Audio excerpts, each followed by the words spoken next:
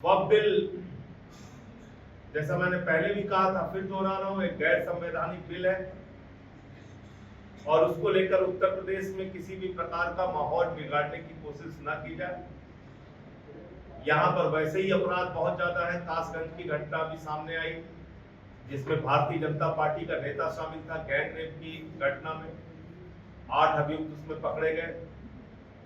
तो उत्तर प्रदेश में योगी जी कानून व्यवस्था को दुरुस्त करने के लिए काम करें और किसी भी प्रकार की नफरत फैलाने की कोशिश यहाँ पर ना होने पाए, ये सुनिश्चित करें। तो ये 2 बातें मुझे कहनी थी।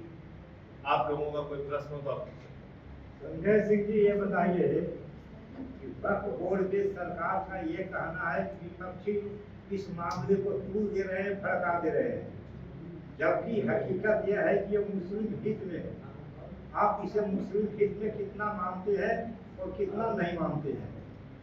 देखिए, संसद के अंदर इसमें मैंने अपनी बात कही थी। अब आप मुझे एक चीज ये बताइए कि भारतीय जनता पार्टी का दोहरा चरित्र इस बिल के ऊपर उनका फ्रॉड साबित होता है, क्योंकि 2009 में बीजेपी ने अपनी मैनिफेस्टो में लिखा था कि हम वक्फ के जमीनों पर हुए अवैध कब्जों को मुस्लिम धर्म गुरुओं से बातचीत करके खाली कराएंगे। यह उनका घोषणा पत्र है, मैंने दिखाया था पार्लियामेंट में। मैं जेपीसी का मेंबर था, मैंने सुप्रीम कोर्ट का उनका एफिडेविट पकड़ा था। सुप्रीम कोर्ट में एफिडेविट देके सरकार ने कहा है कि 99% जमीनें वामसी पोर्टल पे ऑनलाइन हो चुकी हैं, यानी कि उनके कागजात जांच किए जा चुके हैं।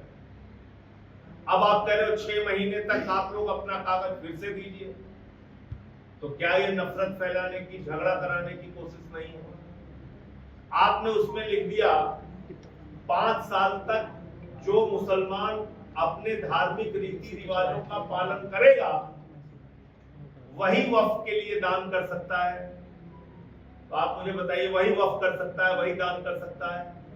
आप मुझे बताइए कि क्या आज तक दान करने के लिए दुनिया के किसी हिस्से में ऐसा कानून बना है क्या?